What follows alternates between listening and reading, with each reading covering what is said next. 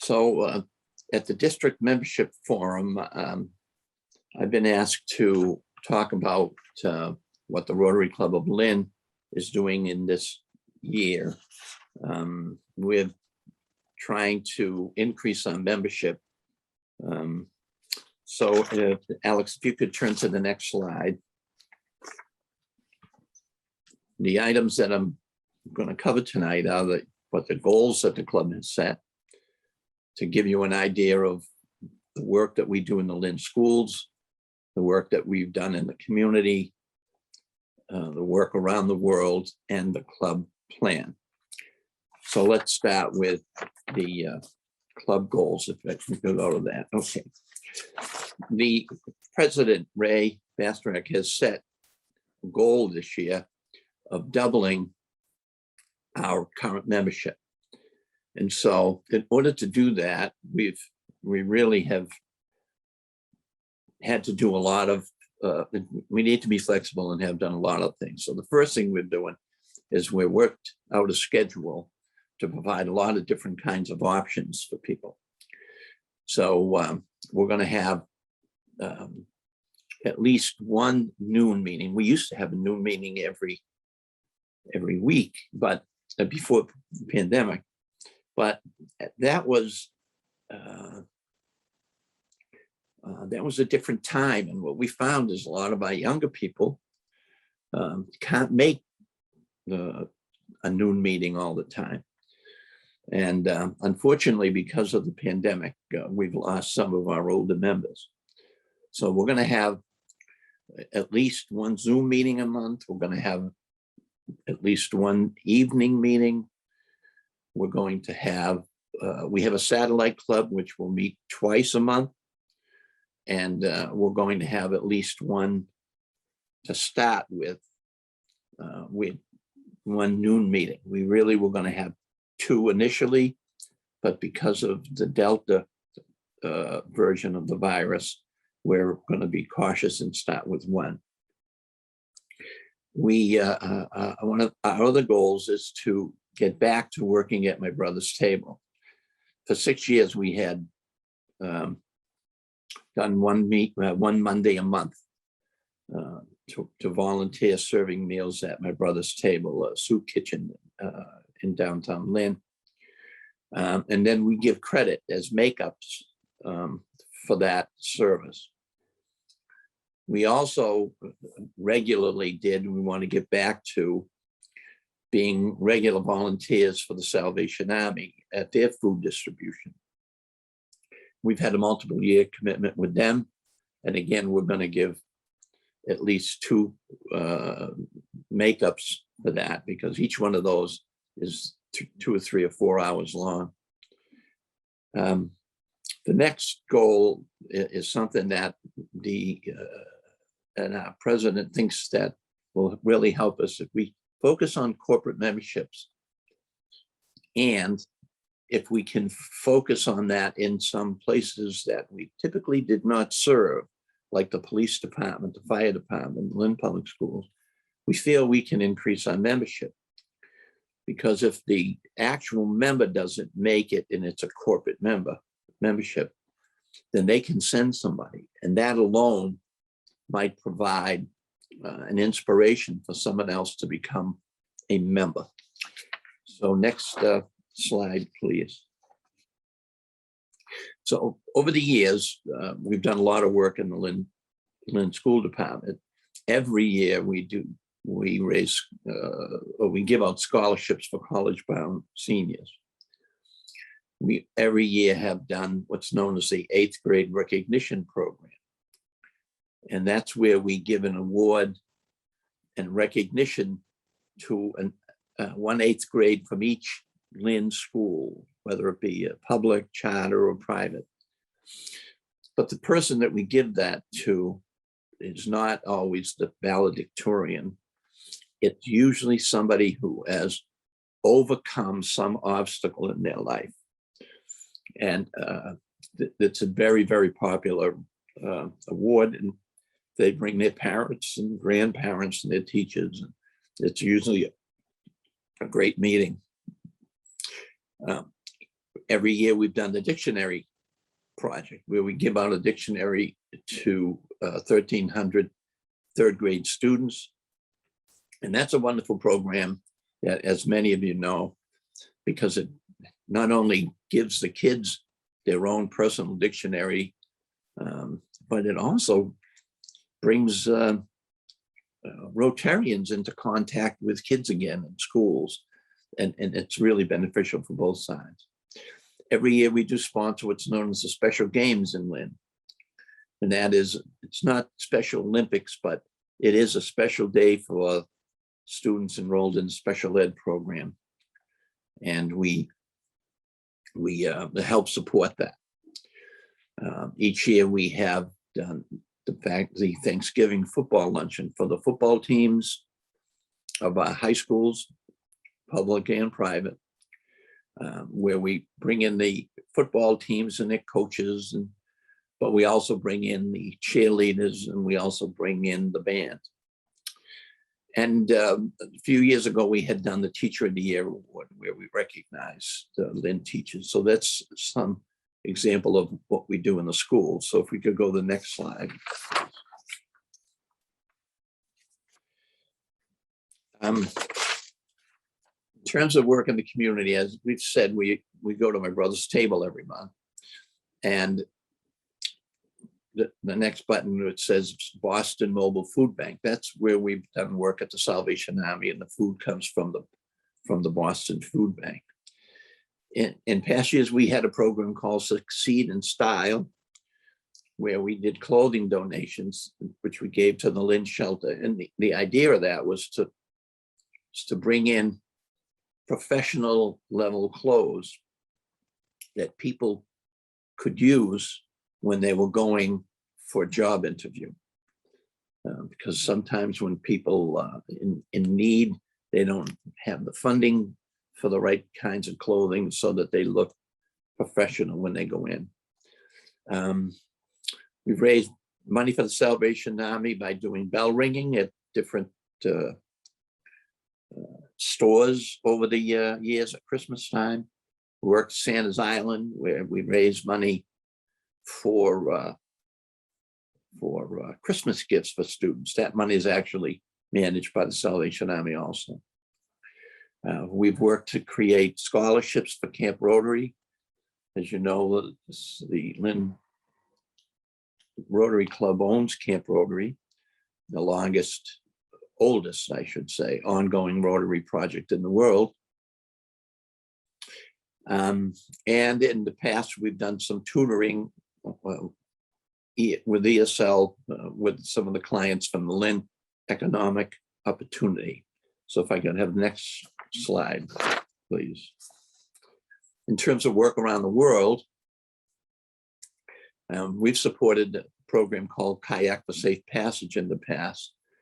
And that was the project of a woman from Maine, Dr. Walters, who kayaked from Maine to Guatemala to raise money. She was raising money for the kids who live on the Guatemala city dump. And they're desperately poor. And in order to go to school there, you have to pay money. They didn't have the funds. And even when the program raised funds for them, they were discriminated. So the Kayak for Safe Passage people actually raised money to start their own school. We've had members who've done the polar plunge over the years. We've worked on Rise Against Hunger, or Stop Hunger Now, where it's one of those programs which is like a factory line making meals, that prepackaged meals. It's just so happened that when we did our first one, there was an earthquake in Nepal, and they told us basically that our food was going to go to Nepal to help the victims of that. We've done the Relay for Life to run cancer. We raised money for Shelter Box. One of our members has gone to the Philippines to work on the Rotoplas program. And during the pandemic, a lot of our members made peanut butter and jelly sandwiches as a program for my brother's table. So while they couldn't serve people in the building during the pandemic, my brother's table still fed people with sandwiches to go. And they had a program that they made with the community to make peanut butter and jelly sandwiches. And we've done that many times. So if I could have the next one, Alan. So really, in terms of membership, what we're really trying to do is we're trying to provide service opportunities for members. You know, we advertise them to our members. We send out emails. We let them know whether it's the Salvation Army or the work we do with the Greater Lynn Senior Citizens, or at my brother's table, or through the program we did at through Catholic Charities. We let people know about them so that our members have an opportunity to go. And then we put them on social media and we put them in the papers. We have this year, we've had a person whose formal title is communications director. And he's put it on not just social media, but he's made good relationships with the newspapers. So we've been getting a lot of good press. By doing this, you know, we get known within the community as a group that actually does things to help people. So we become known as, you know, we try to live up to our service above self motto that we go by. And then the last part of our club plan is, in order to get as many new members as possible, we're going to not only have our individual memberships and our corporate memberships, but we're going to try to go after some non-traditional groups, at least non-traditional for the Lynn Club. Ray feels very strongly that, you know, within some of our public departments, particularly within schools, that there are people who they do things for kids every day that are that help them, because we have a lot of need in our community, and a lot of our service work is within the community, not quite so much as within international. So we think that because we've got some flexible times for them to make meetings, and because we're giving credit for a variety of service projects, makeup credit, that we can have people who can come and become Rotarians and enjoy fellowship with us at times and make a certain number of meetings. And between that, we're also considering that some people might not make any meetings, but would be service only. And we're open and flexible to that. So basically, those are the kinds of things that we're going to go. If we could go to the next slide, this will be the last one. We've actually held other meetings, and we will continue to hold meetings where we ask our members to bring people in so that we can talk about, you know, what we're trying to do. So we present different options and prospects to that. And then everything else, I think I've pretty much covered, other than the fact that I think that the basic thing for us is to be flexible and to be known as a service organization and do the best that we can to help people. And so I guess at this point in time, I would say if anybody has any questions, please feel free to bring them up and I'll do what best I can to answer them for you. If they're going to be working on a service project, it's going to be a service project that we associate with. It's not always a Rotary project. We work on, like, you know, my brother's table or the Salvation Army. But they have to, somebody, either they or one of the other Rotarians needs to report that attendance to me, and I put it in as makeups. And that's how they get credit for their service opportunity. So I think we'll be able to manage the attendance fine that way. The thing is to get it set in everybody's brain that it's going to be the first and third week, or however it works out, that type of thing. Why does credit and attendance matter to you? Well, because we're trying to keep track of how much service people do. You know, I think that it might even be asked of us, but even for our own benefit. You know, we think that when we go to these places, when people see Rotary, like, for example, last Saturday, or maybe the Saturday before, Rotary members with their T-shirts on and their hat, whatever, volunteered for the Salvation Army to collect pencils, pens, notebooks, etc., so that they're going to give them to kids for the opening of school. A lot of disadvantaged kids. Okay. Well, we think that being visible in those helps bring members. So we try to keep track of the service. That's why we're not doing the meetings like we did. We're not doing 4 or 5 meetings every Thursday at noon, because people can't make them anyway. So, but we do want to keep track of how much service people do. Hey, Steve, this is Tim. Impressive presentation. You clearly do a lot of good work. I was taking my notes about everything you're doing with the school, so I got some good ideas. Yeah. And I love your goal of being known in the community for service and promoting that through social media and the local media, so that even non-Rotarians can see opportunities to do volunteer work. I have a question about the service-only membership. Does the district still consider them active individual members, but your club doesn't hold them to the meeting commitment? Is that how that works? My understanding is you have to make 50%, in theory, in good Rotary parlance, 50% attendance is kind of a minimum that you'd make, right? Okay, so if we're holding, say, on a weekly basis, you know, 4 or 5 different times, and there's 1 or 2 service opportunities, a person who gets credit for those can make that attendance, that legal Rotary attendance deal.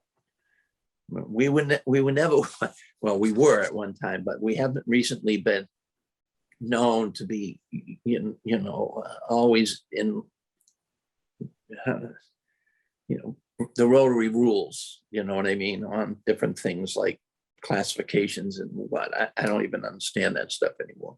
But let me tell you, Steve, there is no Rotary police. I am not policing anything.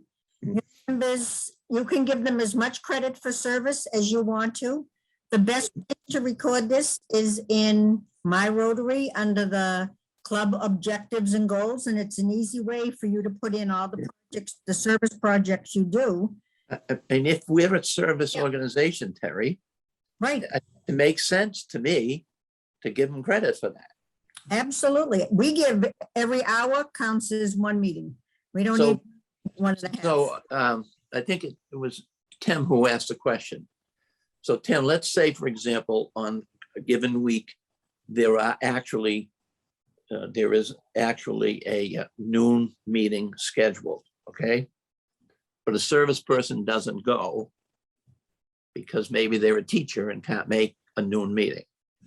But if they had worked whatever at my brother's table, I call that a makeup for the meeting that they didn't make. And that's how they get their attendance. So until somebody tells us we can't do it, we're going to try and do it.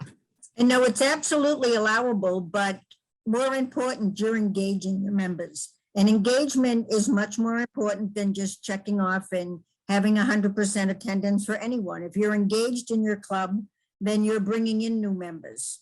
I tell you, Terry, we'll have people show up for the actual, go to this place or that place. We're terrible at raising money.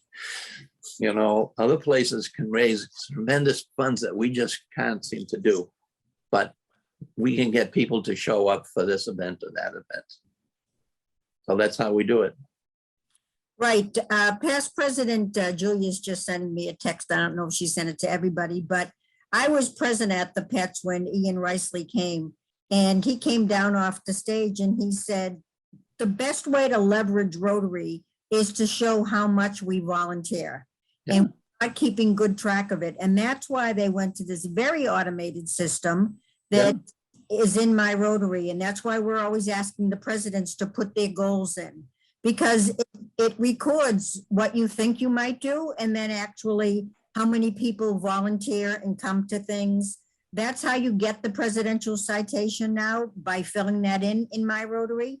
And the club has access to it, for years. So you can see what projects you've been doing and how you've been bringing people in. You can record people who are not Rotarians in your service. It asks how many people volunteered. You put 10 if there were 10 there. And they all volunteered for 3 hours. That's 30 hours. And that's how you keep track of what's going on in your club, not by filling out just the attendance sheets. And you don't send them in anymore. That's not even a thing.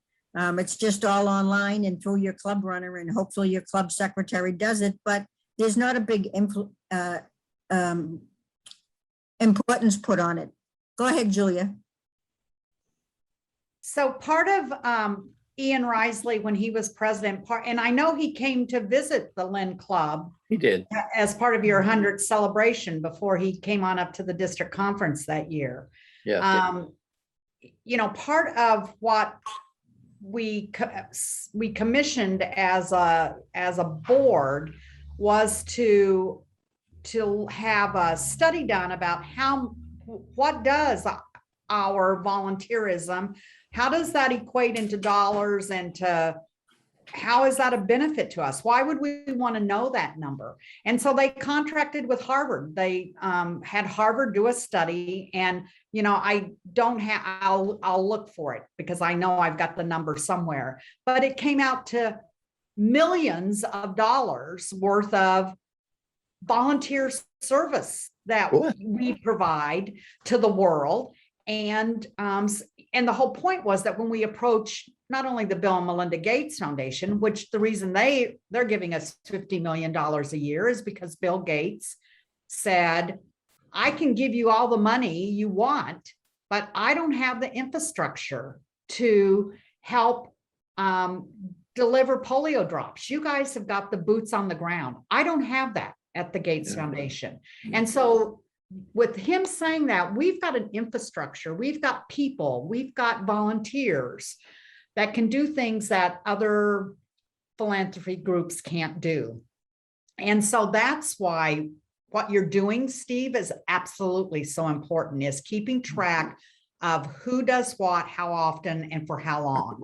Right. And because when we then go to, I'm going to make it up, when we go to the Rockefeller Foundation, or we go to some other foundation, name them, there's a gazillion of them, you can say, if you participate with us, this is the financial benefit that we bring to the table that you don't have to pay for, and that we don't have to pay for. It's in the human resources that we bring to the table. And that's why what you're doing is so important. And, quite honestly, when I was on the board, we got rid of the attendance requirement. That was part of the COL, whatever year that was, 2016. We got rid of attendance because what we discovered is people weren't being honest, and we're Rotarians, we're human.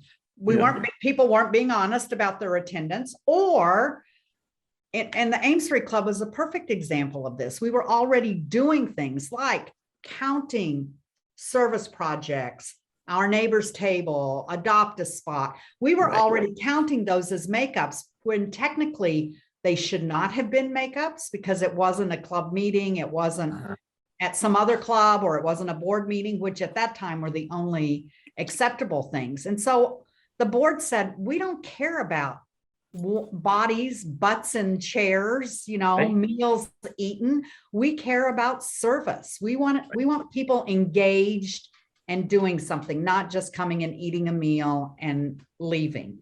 So attendance is not a requirement. So why would you keep, so Corey's question was, why would you do that? Why do you even care about attendance? And you don't really care about attendance. You care about engagement and activity, But involvement. Julia, if you put it in as a makeup and you list what it is and you list the number of hours, then when it comes time to report to Rotary International, we just print it out from Exactly. the database.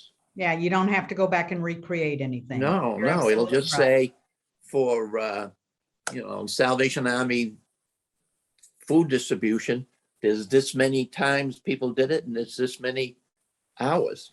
Yeah. That's how we're doing it. Yeah. So you're doing the right thing, and We're trying.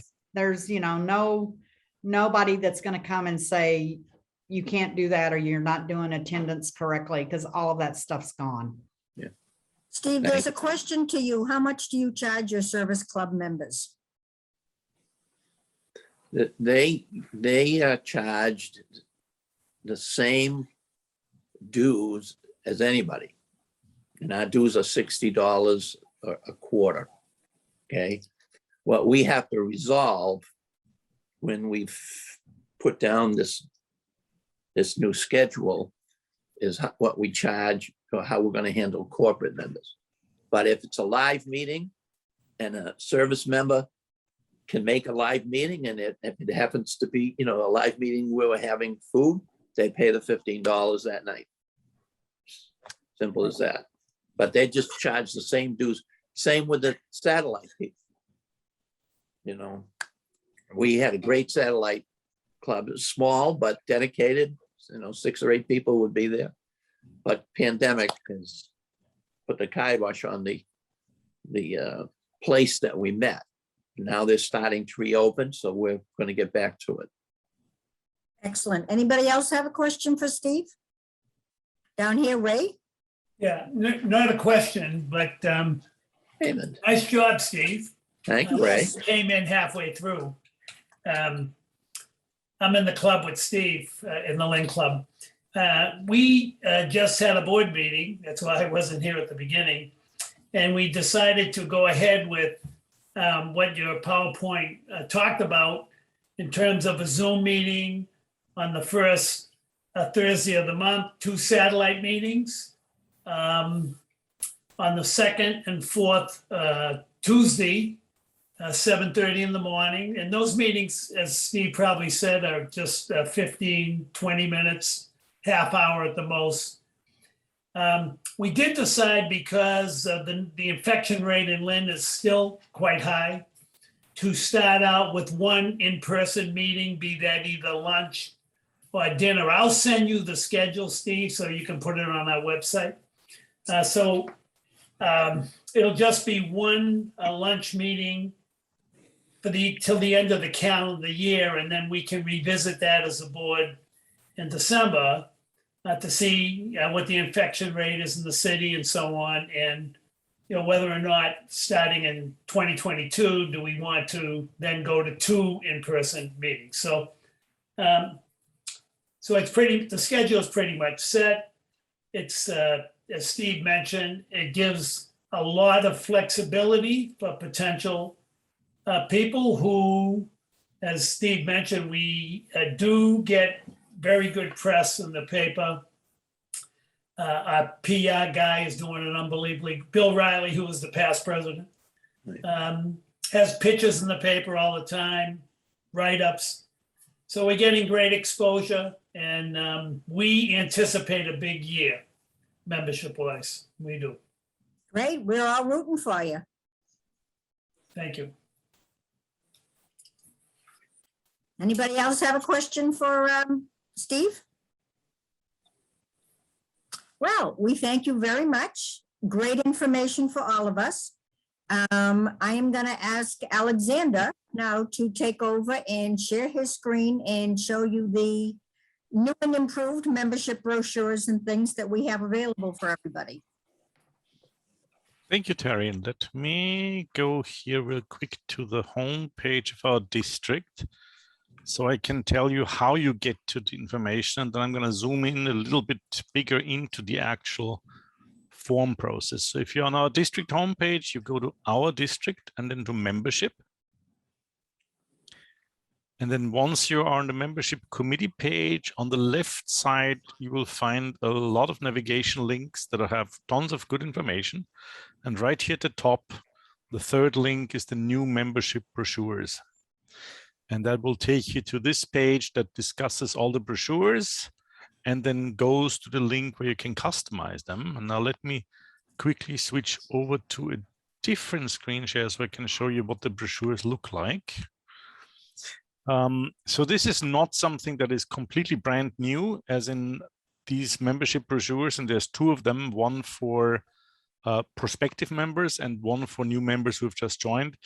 These have been created by the Public Image Committee a few years ago, but not many clubs have adopted them because it was a really complicated process in the past. You had to have your own graphic designer and you had to go through all these hoops. What we try to do this year is through a cooperation between the membership committee and the Public Image Committee, we try to make the process really, really easy to customize these brochures for your Rotary Club and to adopt them to your Rotary Club. So wherever you see Marblehead here, that's just an example. But basically, the two brochures are this one that is targeted at prospective members. So this is something that your members could hand out to anybody who's potentially interested in membership. It talks about overall what Rotary does is the 7 areas of focus. This draft only has 6, but yes, the 7th one will be included. It talks about local projects that your club sponsors. And just as Steve has showed in his slideshow before, it also talks about international projects that your club cares about. It can have a little paragraph about the history of your club, and then it has the important links to your website, to your Facebook page, to your Instagram, and if you have an email address that people can reach out to. And on the second page of this prospective member brochure, there is information about what different membership options exist in your club. And again, this can be customized for your club, obviously. And it also talks about costs really as a clear dollar value, because cost is an important question, as you will see in Terry's presentation later on. So in our case, in Marblehead, we have a regular membership and a service membership, and we have clearly defined suggestions that people attend 1 meeting per month and about do 24 volunteer hours per year. That's all you need to do for a service membership. If you want to come to these 1 meeting per month, 12 lunch meetings, that's going to cost you $216 total. So if you do that, your total yearly cost is $466. If you don't want to do these luncheons, or if you don't have a lunch requirement in your clubs, these costs can obviously change and become much cheaper. But all the text that's highlighted here in yellow is the text that you can completely customize for your club. So this is the 2-page brochure that you can hand out to prospective members. And what the Public Image Committee will do is, once you submit that information for these customizable areas, is they will create a PDF document for you that you can then review. And if you like it, you just send it to a print. It can go to, I don't know, Kinko, Staples, any local print shop you might want to use, and you can just print it and fold it and hand it out to people. The second brochure is focused on new member orientation, mentoring, onboarding, once new members come into your club. And this is a trifold brochure. It has this new member orientation image on the front page where you can handwrite in the member name. It has a couple of key contacts on that middle panel, and then also talks about the structure of Rotary on that third panel. And on the inside of the brochure, it again talks about your local projects, your international projects, has all your important contact information, such as Facebook and Instagram and whatnot. And then has this sort of what the PI committee a few years ago called the Rookie Rotarian Roadmap, sort of suggestions of what people could do to become more engaged in Rotary. Things like learn about Rotary fellowships or learn about the Rotary Foundation, and maybe propose a new project idea.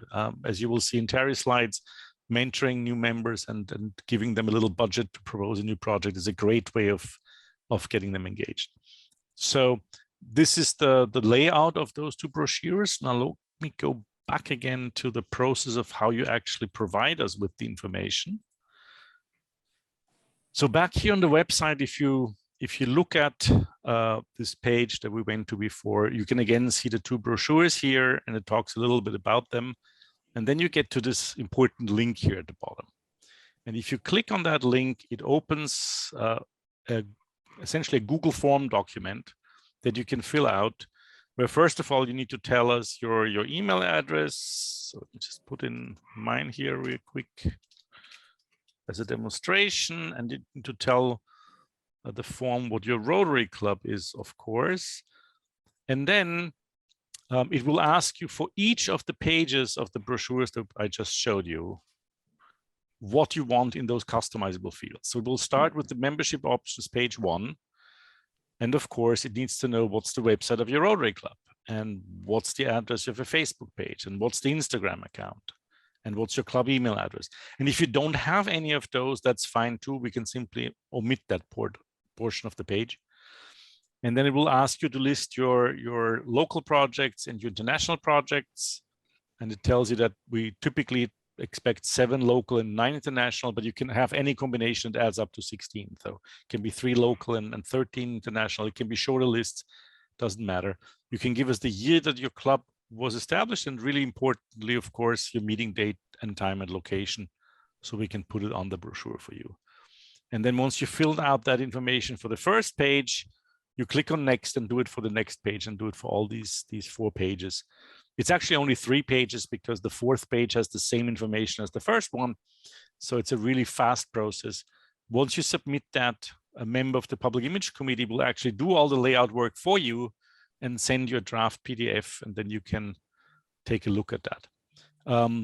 The alternative path through this is that if you actually have a graphic designer in your club who says, but I also want to change this and I want to change that, that goes beyond those yellow highlighted areas, we can send you the raw design files, and then your graphic designer can go wild and do whatever you want to do. So that's also an option. Both paths are available. It's all live on the website right now. As I mentioned, just go to our district and then membership, and then click on the left and you get the new membership brochures. Thank you. Peter, I see your hand is up. Yeah, I just wanted to mention that that's real great. I tested it last week and submitted, and as you can see, it doesn't take that much time at all. It's not that, it's very intuitive. So please use it. You know, the goal is 2 or 3 service projects. That's your attraction opportunity for potential members in your community, without question. Couldn't do it for Zoom. We can now do it because we're in person. Steve? Yeah, Peter, do you happen to know if you were going to list the service projects, and say you were going to list that you did a monthly clean at my brother's table, should we be checking with them first to find out if they have any problem with us listing them on one of our publications? I think that's at least a courteous, if not a, let's say, legal, I guess, maybe. But yeah, I mean, it would be good for them to know that, because I also want them to distribute your brochures and have it on their Facebook page and have it in their link for any social media they have. You know, the whole idea that what we always have been trying to do is have that net as wide as possible, so people are coming to us. We're not chasing after them to become Rotarians. And when we say I'm a Rotarian, you say the only Rotary I know about is when I circle 129 to get onto Route 1. Yeah, right. That's not what we want. So yes, let everyone know, Steve. That's, in my opinion, anybody on this in this attendance tonight. All right, thank you. Alexander, there's a question about photos in the chat. Yep, I saw that. Julia, the process to do photos is that you would need to then, once you've submitted all the other information, send an email to the Public Image Committee and also ask them to replace one of the photos. And I'm pretty sure that's easy to do for us. And then Pooja asked, what is the cost? Well, the Public Image Committee is not going to charge you anything. They're just going to give you the PDF, and then it depends on how many copies you want to print. You just go to the next local printer. Or maybe you have a club member who has a color laser printer in their office and is willing to donate printing 50 copies. It's easy. Any more questions? I had a question. I mean, I know it is not the like a member, but it is membership.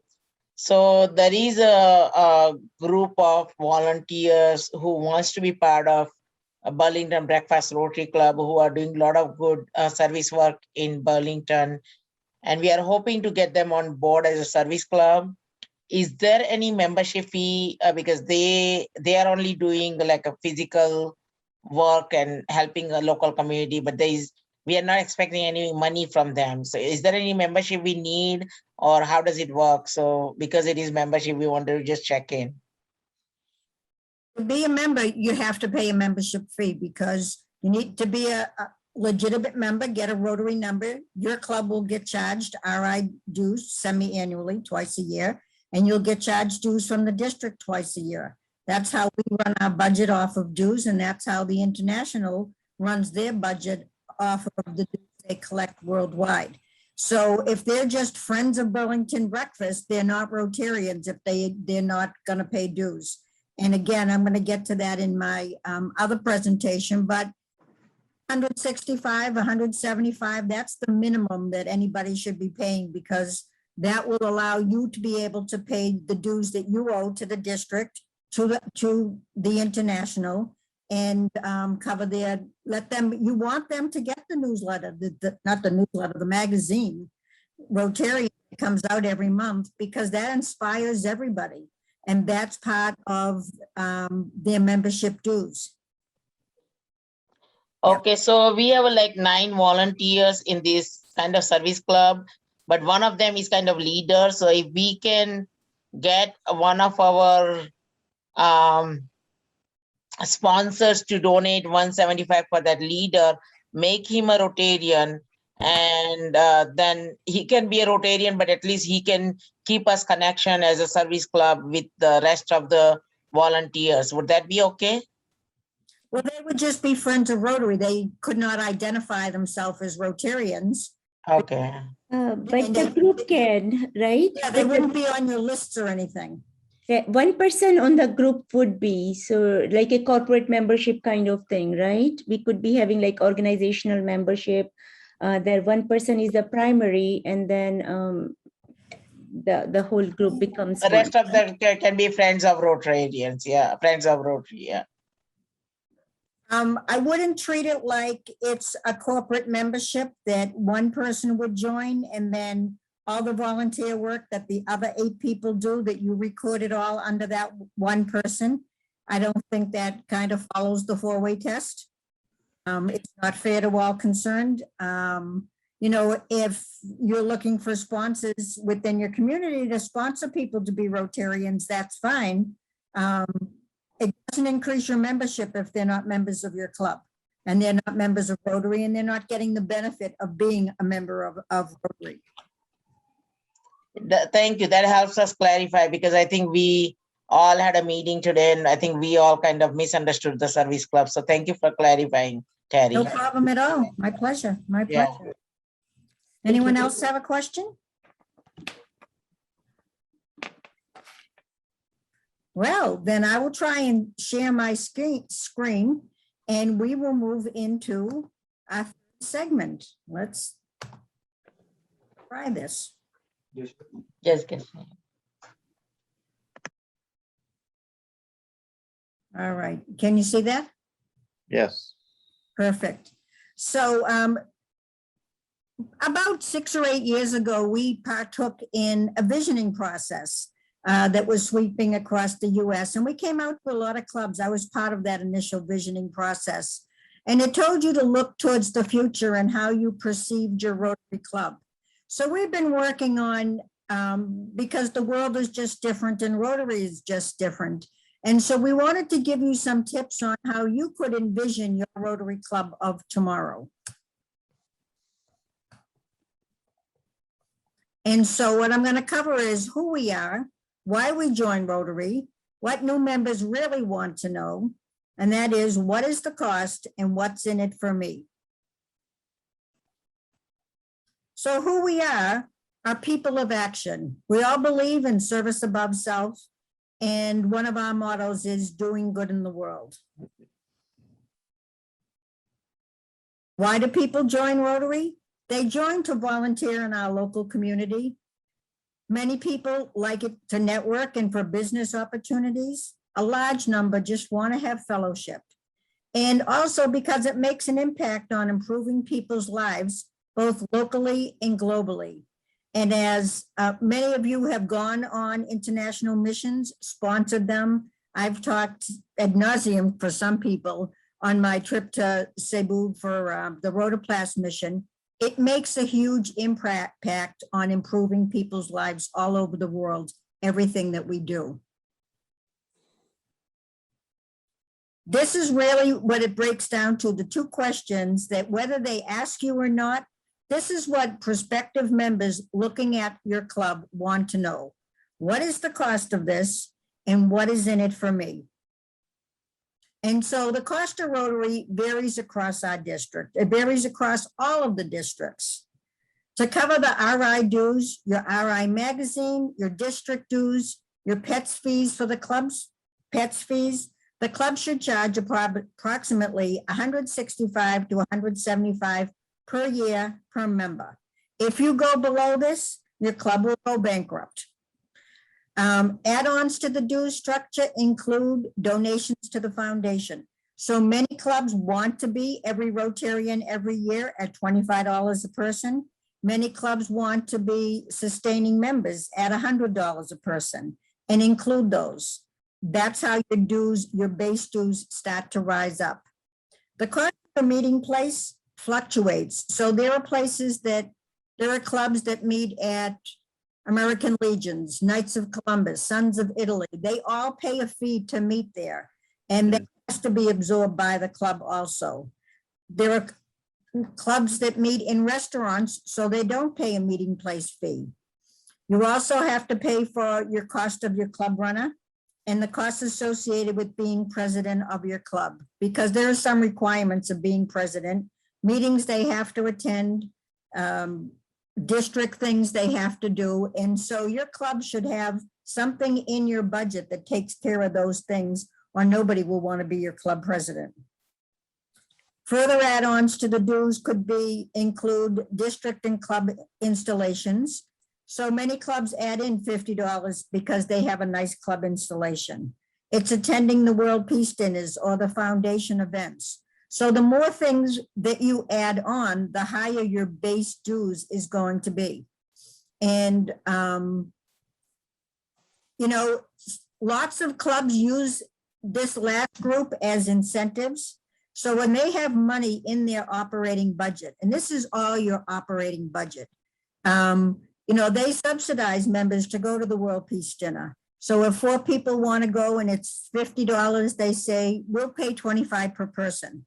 And that encourages people to see what is going on at the district level and to participate in these programs. And what I just said is this is the cost to run the club. This is your operating account. You all know that you should have a separate account that handles all of your charity work. Whether it is a 501c3 or not, you should still separate your money so that when you fundraise to give it away for charity, it should be in one account, and the other account should have your dues and anything else that you collect.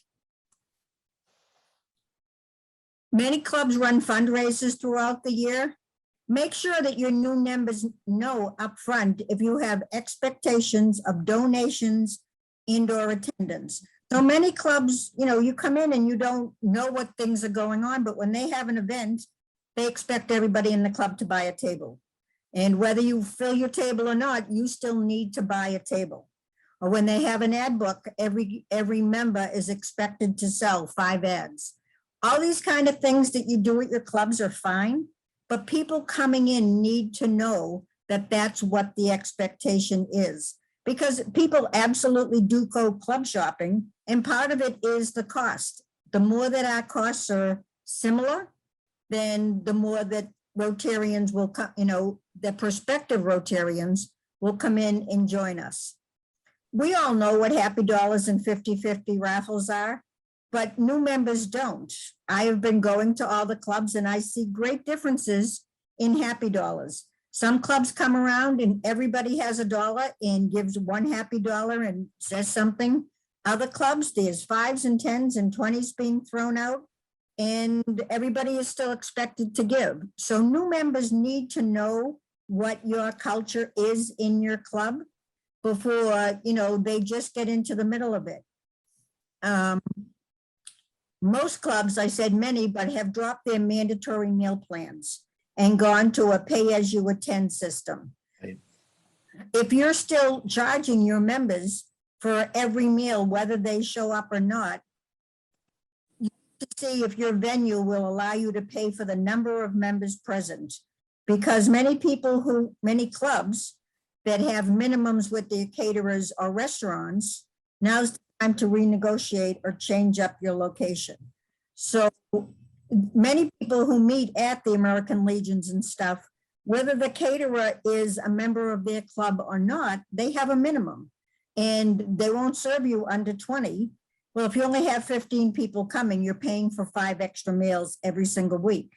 So you need to find a way, and whether you go to brown bagging it or whether you find a different vendor, we're not so much in those big sit-down meals, those big buffets to go through from caterers. As the clubs that I have been going to, I've been getting box lunches everywhere, which is fine, but this could also add to the health of your Rotary Club. And it's something that, new members coming in need to understand, because the biggest reason new members leave is that they did not have a clear understanding of the financial commitment to the club. So don't let this be the reason that members leave your club. Whether they say this out loud or not, what they're thinking is, what's in it for me? That's what they want to know. So when you're talking to new members, have a clear story of what your club is all about. What projects does your club support? Do you have an interact club? Concerned about the environment, hunger, homelessness, drug addiction?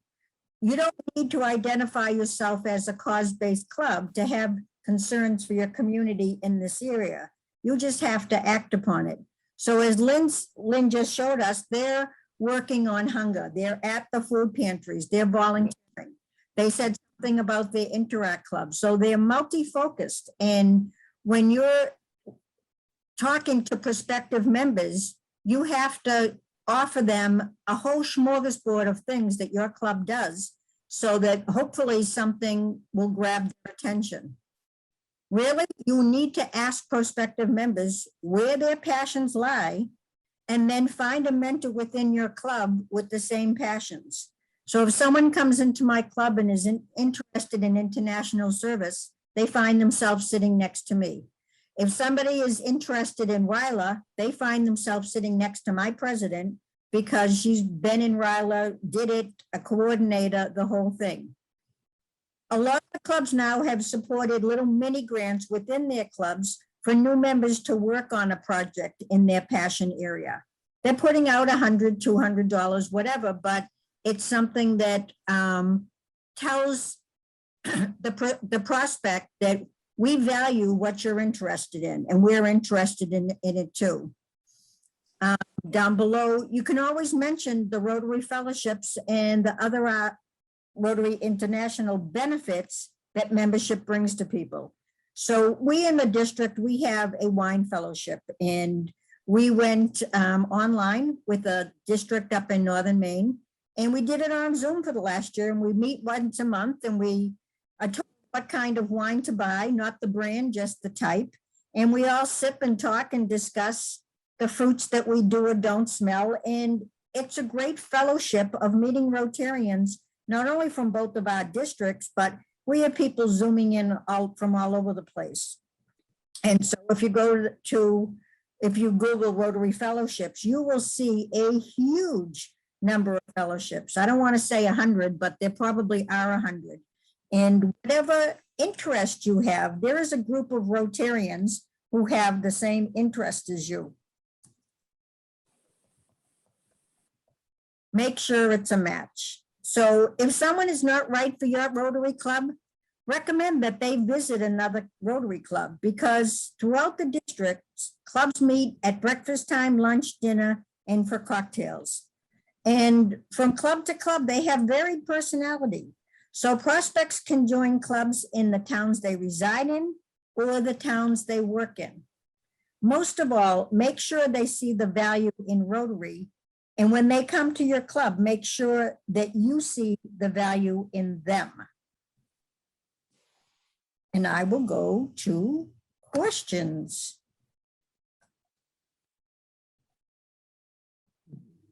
Any questions for me?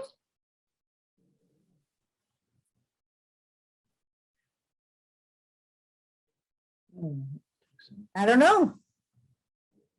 Self-explanatory? That's always a good thing. That's always a good thing. We really have been discussing this quite a bit lately. And, you know, the most important, we all read a book from Australia, and right, Alexander? And had discussions on it. And as I went through it and highlighted it, in every chapter, it said, people want to know what's in it for me. And that's not the way we generally think about Rotary. We don't think about, you know, what's in it for me. We're always being very selfless, and we do things to help others. And so to think that somebody coming in would be saying, what's in it for me? It kind of goes against our grain, but really it's the hook. We need to find the hook to bring people in. So what the Lynn Club has done is said, when someone says, what's in it for me? Well, you get to volunteer at the food pantry. You get to ring the bell for the Salvation Army. You can come to a breakfast meeting. You can come to a lunch meeting. You can come to a dinner meeting. And as long as their club calendar is up on their page and it's very clear, you know, when they're meeting, then it's great, because as long as it's clear, people can find where you're going. I think this was the biggest hindrance during the pandemic, is nobody knew when anybody was meeting. And so, you know, okay, Alexander's putting up that is the book that I referenced. And are you also putting up a link to the fellowships? Coming in 1 second. Perfect, thank you. I beat you. You did. Thank you, Corey. Did. It's great to have two computer gurus on the call with me at one time. Excellent. I don't have to have enough opening up the PowerPoints and getting them to run correctly. So I'm happy about that. But, you know, I commend the Lynn Club for being proactive and putting together a plan. And yes, Peter, unmute yourself. Yeah, there's another good idea too is think back, especially clubs that have been around for many, many, many years. Think back of all the service projects you've completed in your city or town. Write it down. It's a good way to justify not only the existence of Rotary, but bring some real excitement to your community, and publicize it. And not only for prospective members, but people in the community. We can use as many friends as Rotary as we can get. So don't forget what you've done in your community. Write it down, memorialize it. Maybe have one of your members be, you know, in charge of that for, you know, historical purposes. Many clubs have done it. Not a bad idea. Thank you. Great, thanks, Peter. Yes, Steve. Yeah, Peter, maybe you can answer this. You know, if our Rotarians go on a service project, we're going to give them makeup credit, whether they ever use it or not. Okay. So now we have a list of what Rotarians went on what service projects. But is there a way in Club Runner, do you know, to take take, to keep track of other people who came with us. Again, my wife might come with me, or sometimes I've taken my grandchildren, right? But they are putting in hours. Is there some way in Club Runner that, do you know, to keep track of that? Let me defer to Alex. So it's not in Club Runner where you would do that. It is in Rotary Club Central, where you track service projects, and then you can enter information in there that is about the number of volunteers, the volunteer hours that they've contributed, any cash contributions or donated goods and services. And it doesn't differentiate between Rotarians and other people. You just add the total number of volunteer hours together. Yeah, so to answer your question, Steve, as Alex just said, it's not finite by member name. It's member number. How many volunteers were there? I think if you want to quantify that, you may want to create an Excel spreadsheet for yourself, for the club. If it's that important to you and your members, and if it is, that's fine. But you'd have to do that internally to be that finite. But please publicize it at RI, as Julia said earlier, because Evanston wants to know that our Rotarians contributed 800,000 hours and $10 million worth of value, that type of thing, because they have to reach out to their donors also.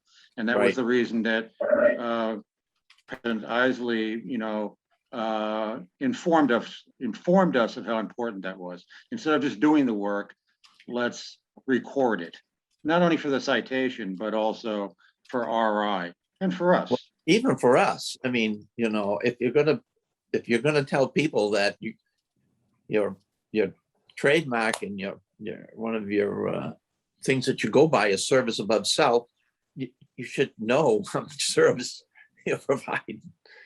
But well, again, as Ray said earlier, and Bill is, a champion of, articles in the Lynn paper and the district newsletter, and hopefully all clubs are publicizing it in the patch, public access service, social media, the local papers, the district newsletter. Please, billboards, signage, anything, would be great. All right, thank you. Steve, I can tell you that, we definitely used service as an incentive. So when my audiologist closed down her office and brought her admin with her to the food pantry with us, and they were there for 2 hours, she got 4 hours worth of credit. Yeah. So that it incentivized her to bring somebody with her. When we did a cleanup at the Vietnamese temple, Dominic brought his 2 small children who splattered around, and his wife, and we had all kinds of volunteers, people bringing their teenage children. Well, when we don't even bother to sign chits or anything, but when they came back in, we took notice of it, and you came with 4 people for 2 hours, you got 8 hours. And in our club, we have crazy math, because I said I went to the Philippines. I worked for 10 days, 12 hours a day. Right. 20 hours. So click me off for the next 2 years. So I'm into the 2030s now in attendance, because we use that crazy kind of math, but it empowers the people who are in your club, and it tells them, 1, that you value service, and 2, that you value them and the work that they're doing for your club. Yeah. And let's not forget what Steve mentioned earlier. Instead of being silos, let's reach out to clubs that abut us. Lynn, Swampscott as an example, Marblehead. Let's do a joint project. Team up with the Kiwanians, the Lions, the whoever. Why not? We're all helping out. Back to the net again. Okay, so we're all trying to do the same thing. All the service clubs are doing wonderful. In their communities, let's all work together and not just the silos. Right. Yes. Any more questions? Then I am so pleased to say you can all go home. Thank you for 7:10. I love a meeting that ends early.